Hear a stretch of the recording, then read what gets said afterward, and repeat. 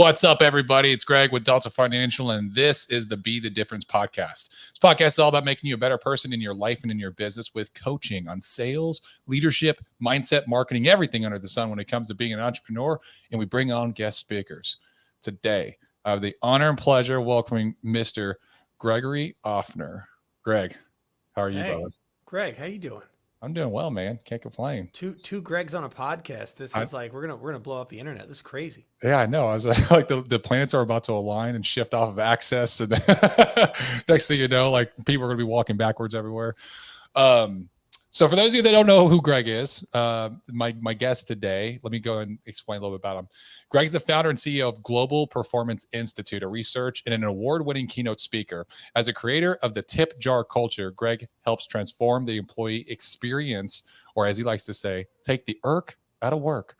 And his impressive roster of clients includes everything from Fortune 100 corporations to local chapters of associations. Greg also spent 15 years as an internationally renowned dueling piano bar performer. I love dueling piano bars, bro. Those are the best. So much energy, so much fun. Yeah, performing professionally on 5 of the 7 continents. And I can't wait to hear more about that. Greg, welcome to the show. Thank you for having me. It's my pleasure. So I can't wait till one of those continents is like Antarctica. Say what? I said I can't wait till one of those continents is Antarctica. Like that, you got to add that low one. Like you can just imagine a piano like out there on the ice. I feel like that'd be pretty dope. So I always like there's a dueling piano bar here in Austin or in Dallas where I'm at. Pete's. Yeah. Yeah, so I go to Pete's every once in a while. It's been a while since I've went, but every time I go, they call me on. I'm a big dude. I'm 6'7". And about right now I'm about 230, like 225, 230, but usually I'm about 250. But every time I go, dude, they call me on stage, and because I'm so big.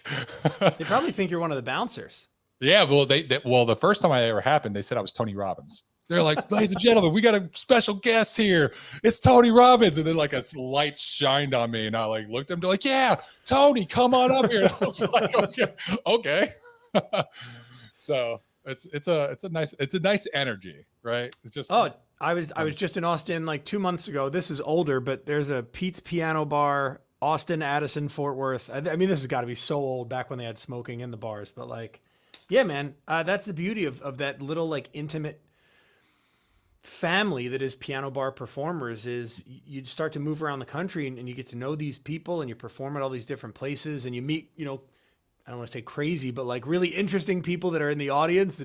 Maybe that's Tony Robbins, maybe that's Diana Ross. We don't know, but that's the fun of the night. Is it's really unpredictable as far as what's going to happen. And I think, in terms of the work that you're doing with listeners and for your clients, life, business, being an entrepreneur, these things are all unpredictable. So we all have to get good at rolling with the punches.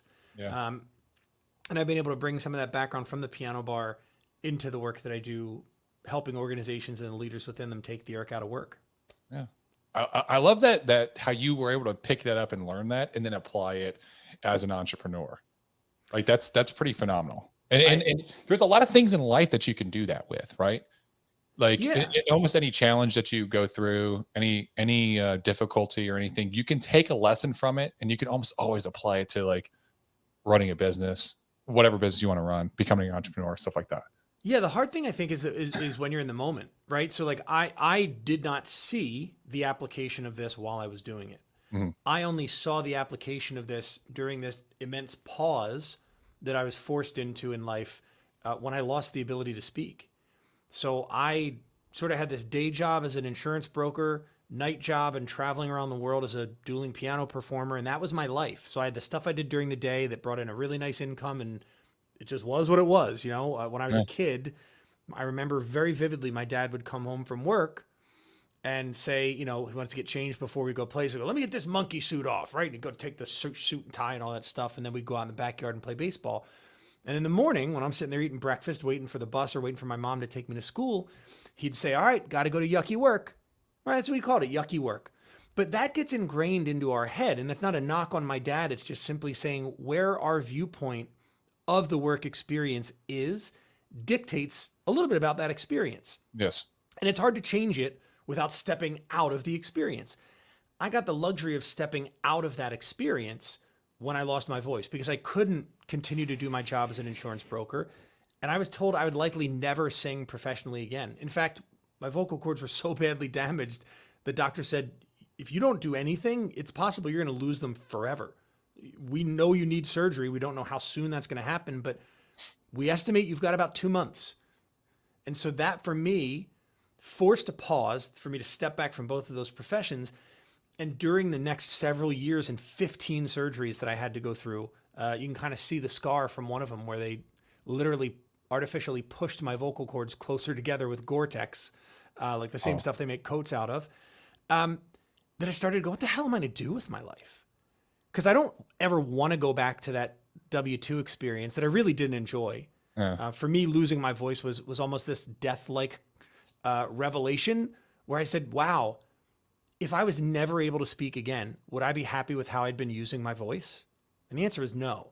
So I knew I didn't want to go back to that, but I also knew that I couldn't go back to what I thought I would always be able to rely on, which was my singing and entertainment and sort of piano playing talents. So I was in this spot where I felt really stuck. And funny that you bring up Tony Robbins. It was through going to a Tony Robbins event and someone that I met there. It wasn't even really what happened on stage. It was a conversation that happened in the concession line that put this idea that, hey, Greg, maybe you could be a speaker, a thought leader. Maybe you could take all these ideas you have and this unique way you have of positioning them and really help the world. That the idea of becoming a keynote speaker who helped organizations take the irk out of work became a reality. And so there's probably a lot of people out there who want something different, but don't have the luxury that I did of that pause. Mm-hmm. So what happened that made it to where, was it just from the amount of singing and performing that caused the damage to your vocal cords? Yeah, most people don't speak as much as I did, right? So when you're a high vocal user, like maybe yourself, depending on how many episodes you're doing and how often you're using your voice throughout the day, but most people don't ever run into the situation where they overuse their voice. And if they do, it's on that rare occasion where they've had a little too much Jose Cuervo and a little too much fun at the concert, the night before. And so the vocal cords swell. You get that raspy sound to your voice. Oh, I lost my voice, right? Yeah. And then in a couple days later, the swelling goes down. Everything's normal and it's great. But when you're speaking all day and singing all night over and over and over again, and then I will be honest when I admit I was the loudest guy in the loudest bars when I wasn't working. Having a good time was par for the course for me and my friends. My vocal cords never got a break. And so overuse, abuse, ultimately put me in a position where I nearly lost them forever. Wow, that's amazing. Oh, well, amazing that you were able to make it through it, and you found a way to, in that moment of darkness and like what you felt was like almost loss, that you can't go back to that you found another path forward that you could still utilize from everything that you learned and everything that you'd experienced up until that. So that's very powerful. It's kind of like I equate it to if the universe grabbed me by the shoulders and shook me and said, dude, this is your last chance. Do something you actually care about. Yeah. Because we all have to confront the fact that someday we're going to do something for the last time. And I mean, just a really recent, I haven't shared this with anybody else publicly. I just found out that I have a partial bicep tear in my left bicep. I've been very active ever since school. I played rugby in college. I still play ice hockey competitively right now. But I'm 40. And the reality is that the doctor said, look, it's not a full tear, so we're not going to go in and surgically repair it. We're just going to have to rehab, and sort of what you get is what you get as you come out on the other side of that. And so I don't know what that means, but I'm hoping that that's something for me, that last like really strenuous hard workout where my biceps are burning and the next day I've got DOMs and I'm just going, oh man, this is brutal, but I love it. I'm hoping I didn't have that for the last time. And I'm replaying in my head some of the workouts that I've had over the last week or two where I gave myself kind of a permission slip or an excuse card to not go as hard as I could have. And I'm going, shit, if that was the last time, I wish I'd left it all out on the mat. And the truth is, we don't know when that's going to be. We don't know when we're going to text our friend and not get a response. We don't know when we're going to walk out the door for the last time. And what I've the people that I've met and the stories that I've heard lead me to believe that there are a lot of people out there who aren't taking that reality into account when they make choices about how they spend their day and what they do with their time. And for me as a singer to nearly lose my voice permanently, that was enough of a shock from the universe to say, this is my mission. This is what I want to do. It's not to say that work doesn't matter. I think work matters tremendously. But I also don't think that work has to suck. There are a lot of people out there who believe that, well, you don't have to like what you do. You don't. But wouldn't it be better if you did? Yeah.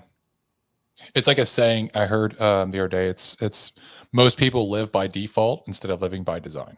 Mm-hmm. And so instead of actually actively choosing what they want to do and going after it and doing the actions necessary to get them to where they want to go, they just kind of consign to what society tells them. Hey, you got to get a 9 to 5. Hey, you got to get a white picket fence house. Hey, you got to have, get married, have 2 kids, get a dog, and then get a bunch of debt. Like, it's like, okay. And then they just do it. It's just like their default. And it's sad. It really is, because when you step outside of that and you take a chance on yourself and you become an entrepreneur, yeah, it's scary, but man, there's nothing more fulfilling than doing something that gives you fulfillment, that actually that you have a passion for, that you wake up and you can do all day and you don't feel exhausted at the end of the day, or you don't get worn out or burnt out because you're doing something that has a purpose and you feel like you're driving towards your own purpose. And confronting that lack of purpose or a discontentment with the current status quo is scary. So a lot of people avoid that pain. I avoided that pain for a really long time and would have kept doing it, I bet. But the universe pushed me in a different direction. And so I feel like it's my privilege, but also my responsibility now to respectfully, poke other people and go, hey, you happy? Do you really like this? Is this really working out? And for organizations, I mean, and I look at the work that I do and I say, I could go one-to-one. Absolutely could. But I've always been a B2B, type of person. In the business world, I was selling business to business. When I look at scalability and sort of a breadth of impact, if I can help one organization and the leaders within it change the way that they think, then they can change the way that their people think. And when those people go home and out into the community, they can take that teaching to their families, to their friends, to all the things they do within their community. So for me, scalability is at an organizational level. And when we look at the challenges organizations are having with purpose and with fulfillment and with engagement, it comes down to what I actually do know best, and that's experience. Organizations love the word engagement. But if you apply that to a personal relationship, if your dating experience sucks, there is a low likelihood you're going to say yes to the proposal. Yeah. There's a low likelihood you're going to get engaged. When we have low engagement at work, that is the indicator that the experience is what sucks. Yeah. And what I got to do at the piano bar was help create an authentic, I guess is the word, an authentically engaging experience that strangers from all walks of life voluntarily they paid to participate in it. They're giving dollars up on the piano, and they became our choir. And there are those principles from that experience that I've seen businesses bring into to life in their organization magically. It changes the experience. I think one that stands out is the idea of the request slip. So when you go to Pete's on 6th Street, they have request slips, and you can fill them out, and you can say what song you want to hear. And now the truth is they're really just suggestions until you put something green and presidential up with them, like $5, $10, $20, right? You got to put that little oomph in there because you're asking for discretionary effort from the piano player. And so that should indicate discretionary incentive on your part. So the tip with the request. So you put that request slip up there, you've now customized the experience, both for yourself and for the room. So maybe you requested a song that you want to hear that customizes it for you. Maybe you're looking around and going, man, I bet this audience would just go bananas for Bohemian Rhapsody. So let me make that request. And then you get to watch as the whole place erupts and sings along. No matter how you use that request slip, that's customization. How can we customize the work experience? I mean, that's one of the facets of my keynote and the questions that I ask leaders is how are you letting the people closest to the action customize the experience? At the piano bar, I'm the musical expert. I mean, I know what most audiences are going to request on any given night. I've done it before. That's not like bragging or saying I'm better. It's just I've seen more audiences than Yeah. most audiences have. Yeah. And yet, given you the pen and the request slip, it makes the experience more engaging. And so, what would it look like if more organizations gave directional control with guardrails, but gave directional control to the line level employees? I mean, there's one organization in Finland called Sol that did that to tremendous effect. Mm. They were a janitorial services company, and their employees came to the leadership and said, "Look, we don't like working at night because most cleaning companies come in after hours and they clean the buildings when nobody's there." Yeah. So we don't like it. And in Finland, what's worse, there's like 6 months of nighttime. So it's like super depressing. It's just night all the time. We Yeah. want to work during the day when there's other people there so we can at least have some connection and see the impact of what we're doing. And leadership of the organization said, all right, go find a couple of clients that are willing to let us come in during the day and we'll figure out how to flip things around and make it happen. Now, several years later, 90% of their business is done cleaning during the day. And because these employees were in there during the day now talking to the company's leadership and their clients, they came up with other lines of service that Sol provides. And Sol now has 5 different lines of business, all grown off of this idea that the employees who are closest to the action are best positioned to make decisions about the direction of the organization. Again, with guardrails, this isn't like crazy frou-frou crunchy granola, like everybody, nobody's in charge, so everybody's in charge. Yeah. This is simply ceding a little bit of control to the people who are actually doing the work and are best positioned to make the decision.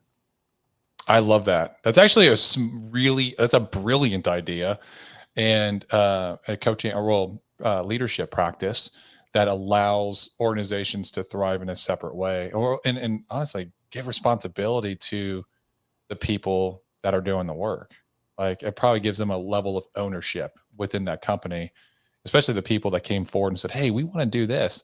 Imagine how proud they are that they're like, dude, we were the ones that recommended it, and now they're actually living that dream out and enjoying their work process a lot more. So Yeah.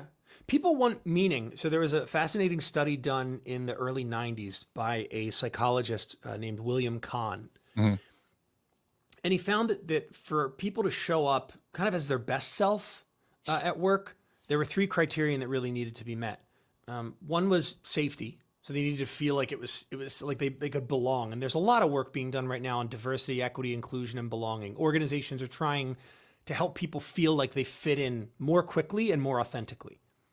So safety was one. That's what he meant by that. Availability was another. And this is just simply speaking to your mental ability to focus on the work that you're doing. Mm. And this topic, this particular aspect of it fascinates me. I used to sell uniforms. When I first graduated school, I worked for a company called Cintas, and they sold uniforms and shredding services and all these different programs for companies. And when we would sell uniforms, one of the lines that we would use, if we knew that the uniforms they were buying currently were substandard and we wanted to get them to switch to our brand, we would say, hey, Mr. Decision Maker, I'm just curious, hypothetical, but what do you think about when your pants are too tight? It's so stupid, right? It really is. What do you mean, what do I think about when my pants are too tight? I'm thinking about the fact that my pants are too tight. And so when Kahn was talking about availability, he meant, are employees reasonably able to focus on the task at hand? Yeah. Or are they worried about other things? So that means we have to pay them effectively so they're not sitting at work worrying about the bills that are piling up. A reasonable wage, a living wage is the term going around today. Other elements that can factor into that, I don't want to go too deep down the rabbit hole on this particular point, but health insurance. Can I get my health taken care of when I feel sick? Do I have time off so I can rest up? So we got safety and availability. But the third one was meaningfulness. They have to believe that what they're doing matters. And while we'd love to believe that example of the janitor who works at NASA, and when asked, what do you do here? He says, I help astronauts go to the moon. I love that perspective. I love that reframing. I wish everybody thought like that, but we don't. Yeah. There are a lot of people who look at that job and go, I make sure there isn't trash on the floor. Not a whole lot of meaning. Yeah.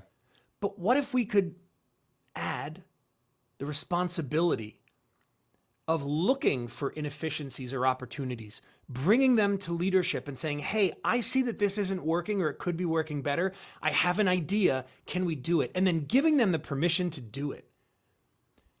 The truth is, some of the requests that we get at a piano bar, they suck. They're awful. They fall flat. The crowd doesn't like them, but we try. And if we notice after the first verse or chorus it's not working, we call an audible, we do something else, and we find something that does work. And that's what great leaders do.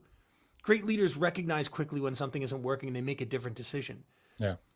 But I think what's happening too frequently is leaders are afraid to fail. They're afraid to try something that may not work. They want to know proof positive this thing's going to work before I put my reputation on the line. I think that's why there's a lot of dysfunction in politics. Yeah. Because people are waiting for the perfect solution to every problem just to do something. Yeah. Just try it. Sorry you don't get reelected, but we got to try things. So what's the point? The point is that this psychologist discovered how important meaningfulness is. And while we can't make every job the most important job in the organization, we can make people important to the success of the organization by giving them that responsibility and that authority. Have you read the book The Happiness Advantage by Sean Acor? One of my favorites. Dude, it's such a good book. So he talks about this, talks about the meaningful, how to, and he said, you know, studies have shown it doesn't even matter what industry. You would think that if somebody was a brain surgeon versus somebody that is a janitor, they have the same percentage of not finding meaning within their work and being unhappy with it and just being kind of drained.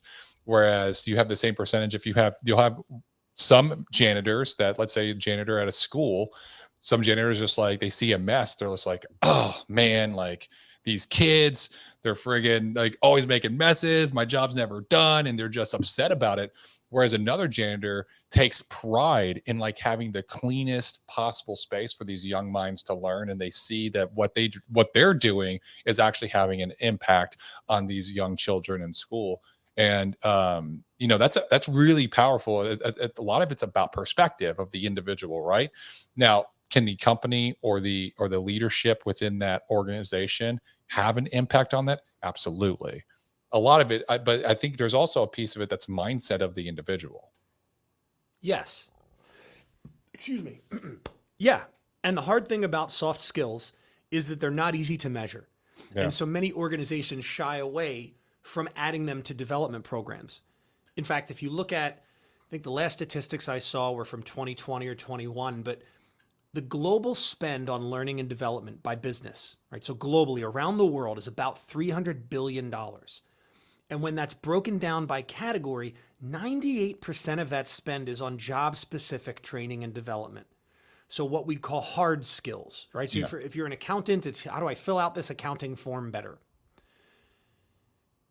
The truth is, many people don't care about developing those skills, and they begrudgingly attend those development sessions because if they don't, they get a little, red negative mark on their permanent report card at work. Yeah. But when we invest in developing the person, not just the employee, but the person, building those soft skills like reframing, right? Or shifting perspective, as many people know it, or gratitude, even just the skill of developing gratitude and noticing 3 little things each day that we have to be grateful for. There are studies that have been done that show that builds up and can actually prolong your lifespan because it reduces stress and it increases feelings of positive affect. But so of that 300 billion, only 2% is being spent on that soft skill development. And here's the thing, when we develop the person, they show up better to every role that they step into, not just the one they're in now, but the one they'll be in tomorrow. And even the ones that don't involve work, like their role as a parent, as a community member, as a coach, as a friend. And so organizations have this leverage point, this opportunity, where with just a small shift, a percentage point or two in spend and in focus on soft skill development can yield incremental growth, not only in the organization, but in their people. And what I believe to be true, I mean, I'd love for somebody to give me a different perspective, but a company isn't anything but its people. Sure, on paper, yeah, it's a legal designation. Okay, congratulations, you're a corporation. That doesn't mean anything unless there are people doing the work. So a company is its people. As its people improve and grow in value, the company improves. We've got all these executives that are chasing the quarterly number. They're chasing that BIP or two, that basis point increase in share price or in total value. And in some cases, not all, not every, but in some, they're doing it unethically, or they're doing it in ways that doesn't actually benefit the customer. Yeah. It's just a short-term gain. People are a long-term sustainable path to profitability and growth. And it doesn't take a whole lot, just a small shift in a percentage point or two of where that development dollar is getting spent. What are some ways that you would recommend for anyone listening? Some some of the people in the audience are trying to build an agency with an insurance or maybe a sales organization, like a new young business owner that's having success and looking to build. When they're going to build their organization and hire agents or bring on agents, train, teach, coach, mentor, get them rolling, most of the time what you find is that they are training them on scripts, products, here's the sales process, here's how you manage your business, et cetera, et cetera, et cetera. Right.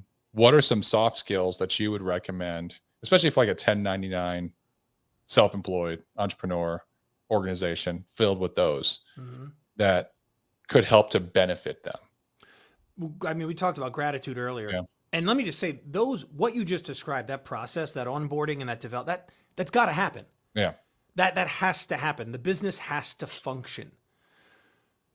But when we talk about ongoing development, I think gratitude's a great place to start.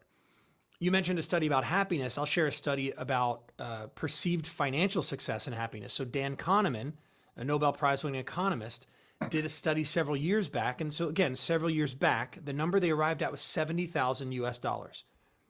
There is no demonstrable difference in happiness as reported by an individual after $70,000, meaning you could make $700,000 a year or you make $70,000 a year. Your reported level of happiness, how you see your own happiness, is not demonstrably different. So people making $700,000 may have shinier toys, bigger houses, but they are not objectively, in their own words, any happier than the people who make 70. And where I think that correlates to gratitude is that we get so habituated to this idea of $70,000, that's all I make. And look at that guy making 700. And don't get me wrong, 700 would make life a lot easier than 70. Yeah. I'm sure. But there are people that make $7,000 a year. That perspective shift has a lot to, the ability to have that perspective shift has a lot to do with gratitude. You're absolutely right. Looking at, in psychology, it's called an intervention. But a practice that could be done by one of those agency owners or one of those listeners that you described would be to ask their people, hey, look, I know this is outside the norm of what a boss normally asks somebody who works for them, but just try this with me.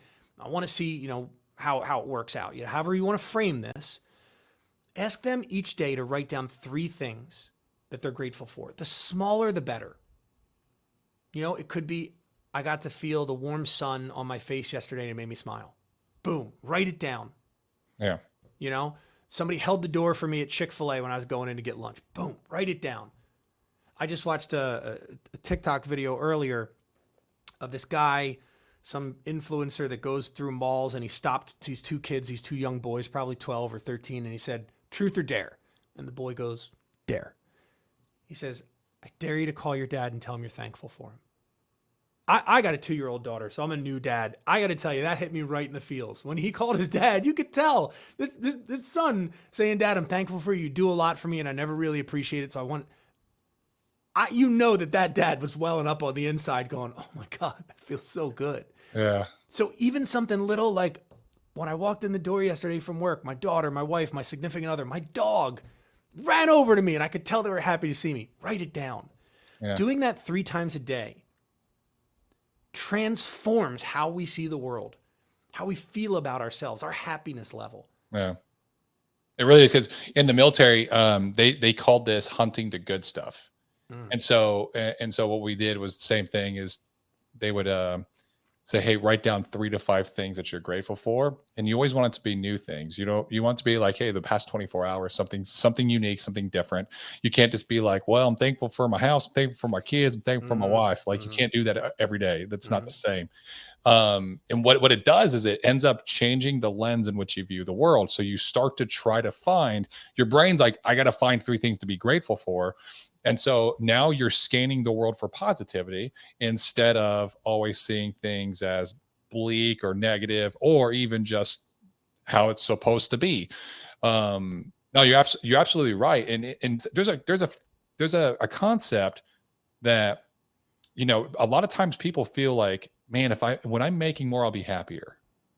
When I'm making this much, I'll be happier. And what they don't realize is that they're going to keep pushing that goalpost back. When they hit it, push back. When they hit it, push back. Because no matter what, hey, when you get to the point where you're making $700,000 a year and you're living in a mansion, and you're driving a Lambo or doing whatever, dude, you still got to bring you with you. Mm-hmm.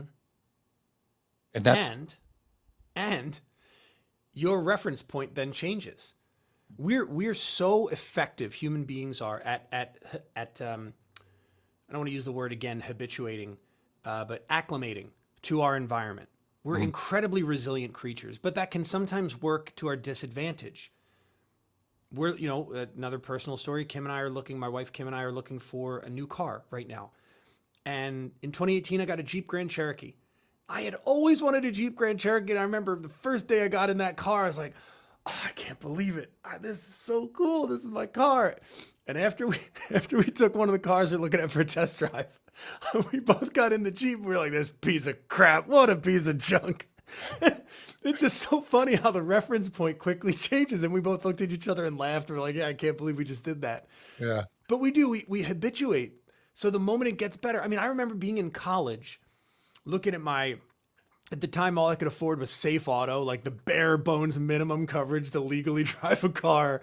And I had this, broken down 1990 Toyota Camry that like the one window wouldn't even go down. And I thought, man, if I could just get $5,000 in my bank account, boy, I'd have made it. I'd be ahead of any problems I'd ever have in life. And I just laugh because that set point is so dramatically different from where my life is now. Yeah. And so you're exactly right. You bring you with you. And if you're not happy looking in the mirror, and I always tell people that say, well, I'm not a leader. I don't have anybody responsible for me or that, is responsible or reporting to me. Look in the mirror. Yeah. That's who you have to lead. You have to lead yourself. Yeah. Yeah. Leadership starts with you. That's what a lot of people don't realize. And a lot of people, like, they always think like, well, when I get to that position, I'll have made it. Like, it's like, dude, you have to actually do the job before you get the position. You have to learn how to effectively lead yourself before people will follow you. Right. And you have to start acting like a CEO, what a CEO would do, and start doing those tasks before you become a CEO. Mm-hmm. It's not like all of a sudden you get that position and magically it's like the matrix uploads all this information to your brain about what to do. It doesn't work that way, right? So you have to actually have the disposition before the position. You have to lead yourself first. And there's a statistic, I don't recall if it's Gartner or Gallup, but managers who have been in their role more than 5 years report having less than 10 hours of training for the role. So if you're not ready before you inherit that team or that leadership position, there is a high likelihood, given the way that organizations run now, unless you take that on yourself, that development, it ain't going to happen. And that's going to make your job harder. It's going to make the lives of the people that you lead likely less satisfying. I was going to say a little more miserable, but I don't want to be so negative that it's hard to work for a leader that doesn't work on themselves. Yeah. Oh, absolutely right. And so I was actually reading, man, I can't remember the name of the book, but it was John Maxwell. It was a John Maxwell leadership book. And in it, he talked about as a leader, that you have to have a self-development plan that you execute on a daily basis or, a continuous basis. Right. And when he was starting into leadership, when he was young and he was starting to get into speaking and coaching and he was building his leadership repertoire, somebody sat down with him and they were like going over his daily schedule and all this stuff. And it was a mentor of his. And he was like, "Hey, what do you have for personal development?" You know? And he was like, "Well, I got this, that, and that other." And they like kind of broke it down. He's like, "So you don't have anything to develop yourself at all, you know?" And it was a eye-opening moment for him that he realized that I have to, in order to continue to hit the next level and be the best version of myself, that way I can impact and influence and inspire the most people, the most amount of people as possible. I have to work on myself. I have to have a plan. It has to be something that's executed, and I would say daily, right? If you want to be competitive, if you want to have a competitive edge. So what are some things that you can do? Well, you can read daily, you can educate yourself, you can watch content like this or content similar to this that is teaching you on like how to expand your leadership skills, your sales skills, your mindset, whatever it is that you're working on. You can, and then you can write down the things that you're learning so that it actually captures in your mind and apply those things into your life going forward. So doing something simple like that, it doesn't take long to read every single day. Like you could read 30 minutes to an hour, and that's more than enough time. If doing that, like I don't even listen to music that much anymore. Like I'm listening to podcasts all the time, and trying to pick up from the people that I want to learn from, or that I feel that see business in a very similar way as I see it, but are ahead of me. Mm. And so, doing that kind of stuff on a daily basis has been able to exponentially grow me so that I can help more people. So that when a Mm. problem comes or persists, or, one of my agents has an issue, then I'm like, oh, well, let's go ahead and try this, right? Because I've got more ideas, I've got a little bit more experience just by working on myself on a daily basis, right? And so I guess long story short is just to kind of wrap this up is um this has to be intentional. Like all of this has to be intentional. Like you're developing yourself, you leading yourself. And if you're looking to build a team, or you're looking to have a company and you want to have the most amount of impact, then it starts with those things. And then as you build and grow, you can start to try new tactics, kind of like what Greg here is talking about, in order to give more meaning and purpose to the individuals within your organization, right? But you got to start somewhere. Yeah. Well said. So, um, dude, this has been a great conversation. I like your I energy. enjoyed it too. Thanks, Greg. Hey, you're welcome, Greg. And you talk about reading, just something that I was thinking about as you were mentioning it, 30 minutes. Um, I broke my foot at my wedding and for several months couldn't work out. And I remember getting back on one of the cardio machines and thinking, oh, dude, this is going to suck. Like, I'm so out of shape from a cardio standpoint. So, I really couldn't run, couldn't even really use a rower. I just told myself 1 minute, get on and do 1 minute on the damn machine. And even if you go home after that's done, you did a minute. Somebody shared a photo the other day of basically an empty cardio scene at the gym. And they were like, ugh, can't believe I'm here alone. And I said, every one of those machines represents somebody that you have more motivation than. I said, so think of it that way. Yeah. Every minute that you spend is a minute you didn't spend sitting on your butt. So even if you just read a page, if you're like me, where you have a 2-year-old, another on the way, you're traveling, you're like, where am I going to find the time? I love Audible. I love audiobooks. But if you don't, you want to read hard copy, just read one page. Read one page and come back to it later that night, the next day. Just start. The hardest part is starting. Yeah. You're absolutely right. Because all we are inundated. Society is inundated. And actually, I mean, social media is really good about this. To grab your attention and keep it. It's designed to basically suck you in and just keep you scrolling, keep you in that platform as long as possible. And then you have this device, this phone with you that's constantly notifications, messages, emails, social media notifications, this, that, the other. And then you're like, oh, well, there's a new season of XYZ out on Netflix. We can go binge watch that. I'd rather do that than like read, right? Because I can just shut my brain off and shove some bonbons in my mouth, and we'll have a good day, right? And that's the reality though. Like that is the reality because it becomes it feeds a part of you that's like an addictive like part of each of us that is Well, it's a false sense. It's a false sense of accomplishment. yeah. It's Completing just completing a damaging. Netflix series. Continuing to scroll, watching the videos. It's like, oh look, I'm doing stuff. Like things are happening, Yeah. and the thing that's happening is time is being sucked away from us. And there's nothing wrong with. I mean, I TikTok is a great little. I'm gonna give myself 5 minutes and just let my brain fizz out and do nothing. Then I'm gonna come back to it. That's Mm. fine if you're intentional about it. But many people are unintentional about it. In fact, I'm writing a piece right now entitled "The Zombie Apocalypse is Already Here," and it's like we think zombies are going to be these brain eating things that are crawling around, but it. I was walking through an airport the other day, and everybody's face is aglow, and they're just on the screens. And when I'm in an airplane, everybody's face is aglow, and I'm not trying to get back to those nostalgic days where you talk to your seatmate for that whole 3.5 hour ride to Dallas, but weird. It's not brains. It's data. It's content. We are zombieing on content, and it's wild. It's It is wild and wild. frightening to watch. It is.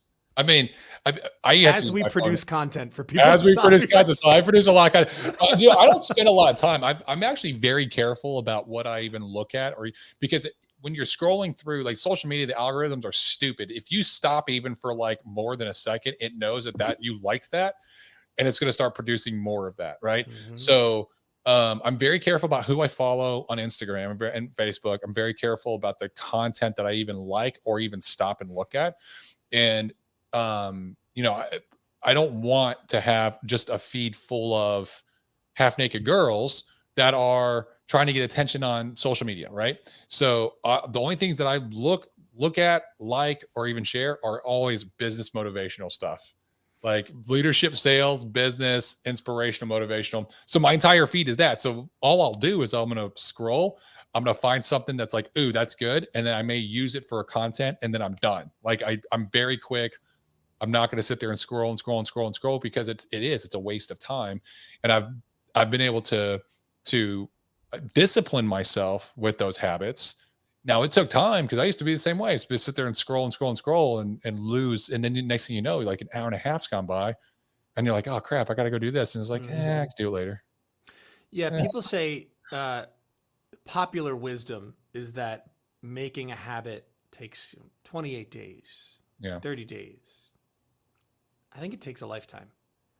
I really think it's that consistency that takes a lifetime because, if you think about an alcoholic, every day, one day at a time, but the minute they take that drink, it's the habit's restarted.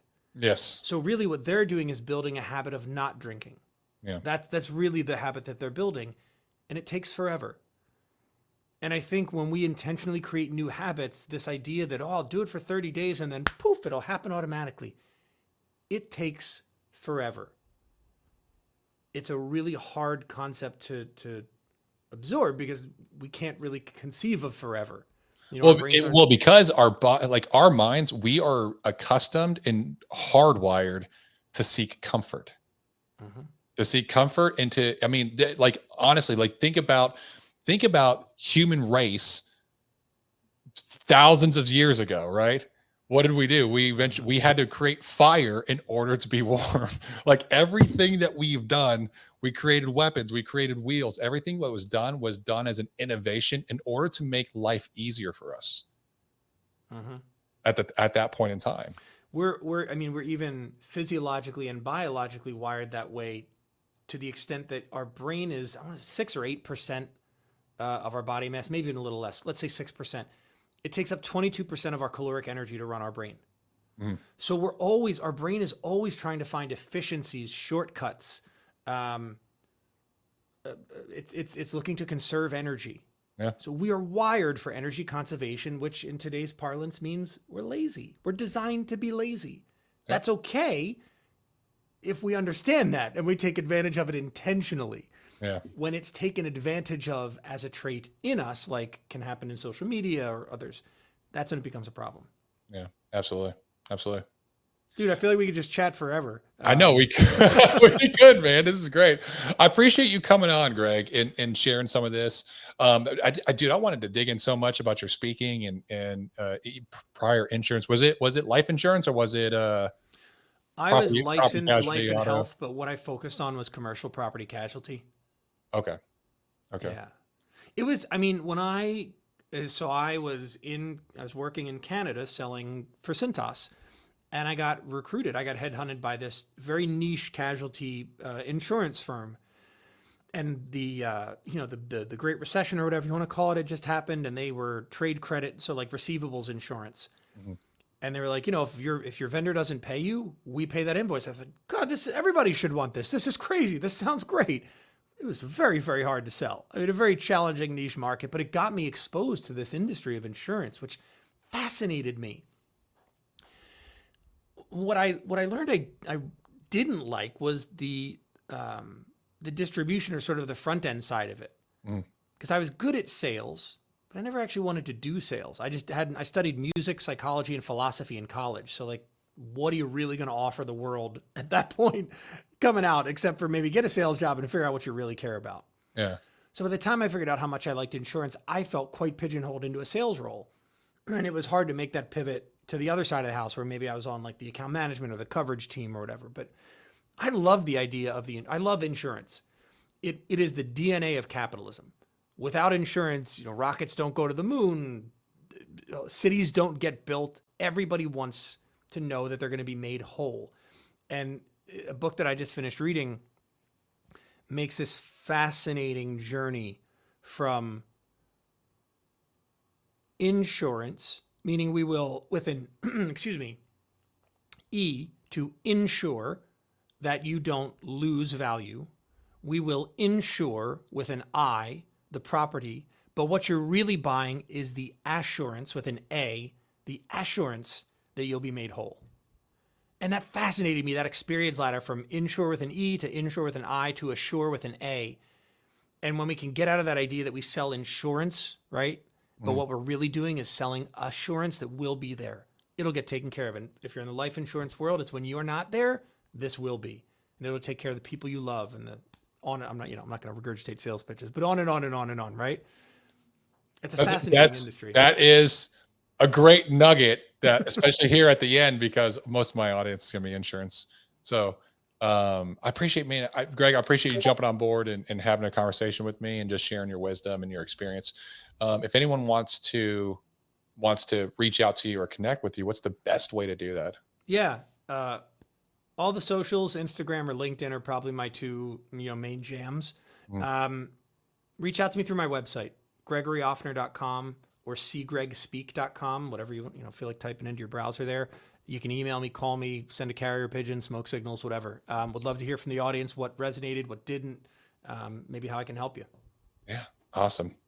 Last question I always ask my guest. You have the opportunity to sit with and spend time with, break bread with, learn from three individuals, anyone in history, living or deceased.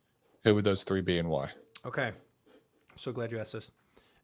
Ben Franklin, Oh, that's a good one. Freddie Mercury, That's a really good one, actually. and my mom's father. Okay.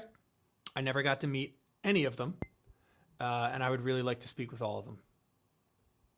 I really like Benjamin Franklin. He was brilliant. Dude was the man. He was, And especially talking about insurance, on the fire insurance side, though, but like the father of insurance. yeah. Yeah, that's Benjamin Franklin. That's a good one. Yeah. His autobiography is really good. Fascinating, right? Yeah. It's What really he good. did at such a young age. Because you think of him as this old man that sort of dawdled around and made things happen. Dude was crushing it in his 20s. Yeah. Crushing it. He's a dope dude. All right. So hey, for the audience, if you guys got any value from this, and I know you did, then do me a favor. I'm asking you guys, all of you, a favor. Hey, share this content. Share with somebody that can also learn and get value and grow and hopefully get a different perspective on life just by listening to this content and listening to Greg share this information. We grow by word of mouth, and always appreciate. It takes 60 seconds to share, rate, review, do all that stuff, but it means the world to the two Gregs here. So this has been the Be the Difference podcast. I'm your host, Greg Birch. Until next time.